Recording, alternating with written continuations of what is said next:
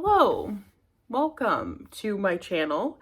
Welcome to this video. Thank you so much for clicking on it. Maybe you think it's weird that I'm doing a top 10 favorites list when I've only just started this channel, but I think this is a good way to introduce my interests and what kind of things that I like and what kind of stories I'm into, because this is primarily going to be a channel where I talk about my favorite stories and things I like in media, books, visual media, games, stuff like that. So without further ado, let's just get into my top 10 favorite books that I read in 2022. Coming in at number 10 is The Hobbit by J.R.R. Tolkien. This book was such a charming, fun, warm read. I really didn't expect to like The Hobbit as much as I did. This last year was my first introduction to Tolkien.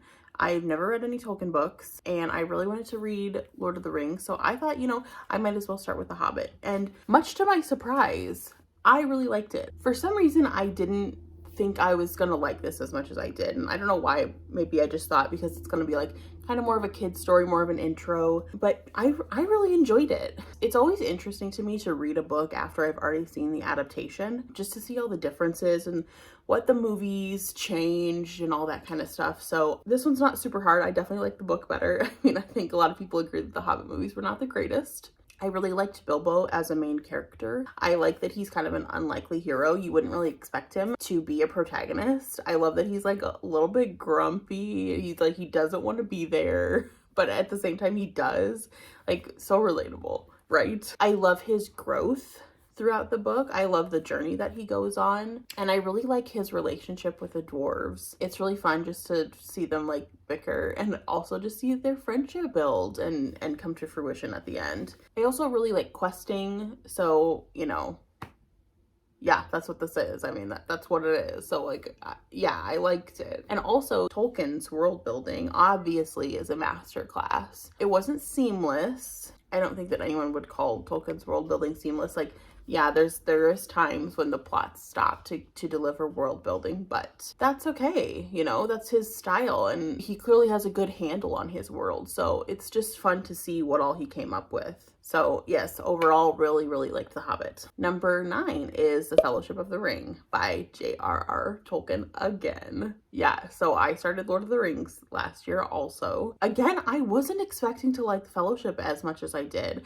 I always hear that it's the slowest of the trilogy. It's the least interesting. It has the most setup, all that type of stuff. And it was just a book that after I finished it, I couldn't stop thinking about it. Like, there was always something that I just kept considering, kept pondering, kept reflecting on, like the world building, the journey that the characters went through, the whole relationship of the whole fellowship. Like, it was just really, really good. I love the foundation that this laid, and I love the journey that the fellowship went on while they were still a fellowship. I hate seeing them leave each other. I hated it in the movie. I hated it in the book. It's awful. But that's just a testament to, how good Tolkien made this fellowship and made this story, is that I was hurt to see it all fall apart. At the end of the book, looking back on the journey that all the characters went through, we started in the Shire at Bilbo's 11st birthday party, and we ended with the fellowship breaking up, and it's just like the whole journey that they went through. It's just incredible that everything that happened in this book. And obviously, again, just like The Hobbit, there was great world building. It wasn't seamless, but it was competent. It's incredible. And it was so good. I really liked it. Number 8 is And Then There Were None by Agatha Christie. Just like last year was my first introduction to Tolkien, it was also my first introduction to Agatha Christie. And Then There Were None was the first Agatha Christie book I had read, and it was a hell of an intro to her, let me tell you. It was really suspenseful. It was really creepy. It was exciting. It was a page turner. It was just everything I could ask for in a thriller and a mystery. By the end, I didn't know who did it. I didn't know who the murderer was. I don't know if I had gone back and carefully like picked through all the text if I could have figured it out. But I don't like to figure it out. Like, I like to be surprised by the end. So I certainly was surprised here. I also really liked how short and sweet it was. It didn't have a lot of unnecessary filler. It didn't, you know, just have words just to have words. It was nice. It was concise. It was exactly as long as it needed to be. And it was just so exciting. I'm so glad I read it. Number 7 is Mistborn, The Final Empire by Brandon Sanderson. This last year was also, I started and finished the Mistborn series. And this is, spoiler alert, the only book that's going to appear on this list because I didn't enjoy the other two as much. But I really, really liked The Final Empire. I loved the first book. I thought it was, again, so exciting. It was really well paced. I mean, it was long, but I feel like he used the page count really well here, you know, to explain the world, to explain the magic system, to drive forward the plot. I think I can count on one hand the number of times that a book has actually pulled me in within the first chapter or prologue or anything like that. And this book definitely makes that list. The prologue was amazing. It really started off the novel with a bang, and that is what made me want to keep reading. And then after that, you know, the book was just paced so well that it was really easy to keep reading. The magic system was really cool, you know, very unique, not something I've ever seen before. The plot itself was very engaging. You know, it's a heist, it's a takeover. It's like, yeah, it's good stuff. He also introduced like some elements of a mystery, so that definitely made me want to keep reading. And by the end, it was a good emotional ending. It brought everything together really well. It was very satisfying. It was just a really, really good book. Number 6 is The Trials of Morrigan Crow by Jessica Townsend. This is the only middle grade book I have on this list, and it was so cute. It was really, really, really cute. I think the author really nailed the tone of this book and the atmosphere. She made it very whimsical, very fun. It was really creative. I just loved all the little elements that she brought in and made part of the story, and she did great with the world building. She didn't answer all questions, left you with some questions, but answered all the big questions. It was satisfying enough while still making me want to keep reading in the series. Morrigan as a protagonist was very sympathetic. I felt for her the whole story. I think the author did a good job of that.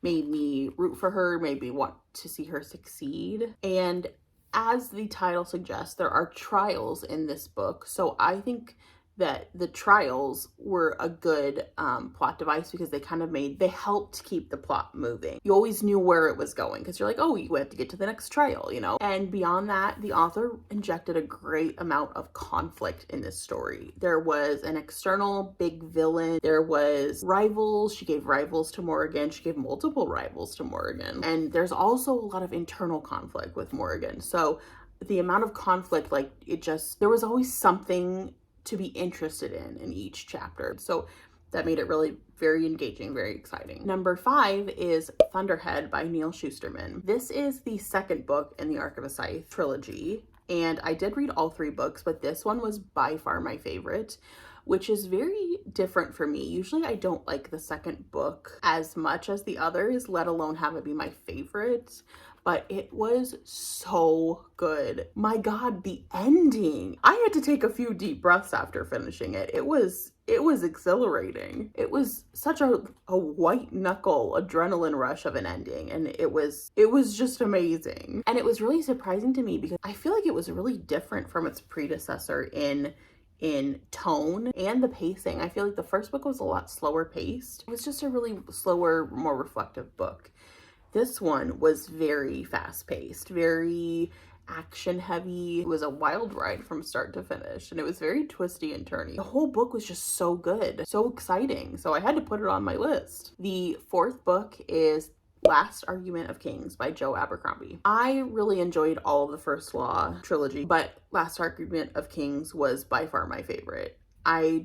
His characters, I know it's been said to death, but my God, does he write amazing characters. They're so realistic, and that's not always the pinnacle of character writing, but God, he just does it so well. I like that all of them were given a resolution at the end. And if it wasn't super, it wasn't like the end, you know, then at least we were given an illusion of things to come, which honestly kind of felt good here because he did make his characters and his world feel so real that it would have felt wrong to have all their stories just be ended at the end of this book. Like, I like knowing that they're just going to keep living their lives and doing things. And, you know, maybe there's going to be more exciting things to come.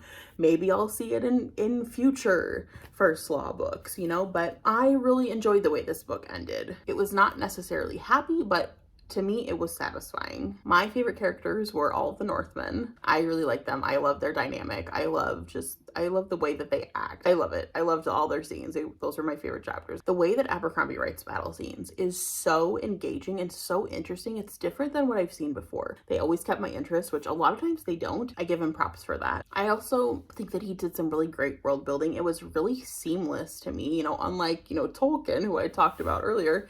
He does have seamless world building. I feel like once I finished a book, I was like, I don't think there was ever just an info dump moment. Like, he really injected his world building in a really smart way, I think, through dialogue, through the way that characters see a location. It was very well done. And his dialogue is so good. I think he always did a really good job of revealing character through dialogue. Like I said, revealing world building. Just so good. I loved it. I loved it. And these characters, I mean, all of them. I don't think there was a single character I didn't like. Like, all of them I'm going to remember probably forever because they felt so real. My third favorite book that I read this year is actually not a book, not one book. It is the entire Fruits Basket series. I feel like I just needed to put the whole thing. I didn't have like one favorite volume. I just like the entire thing. And you know, it's my list, so I'm putting all of Fruits Basket here. Fruits Basket was such a beautiful story. So emotional, so wholesome, just so good. Toru as the main character was so kind. She's such a good person. I enjoyed seeing her journey throughout the entire manga. And on top of that, all the other characters were amazing too.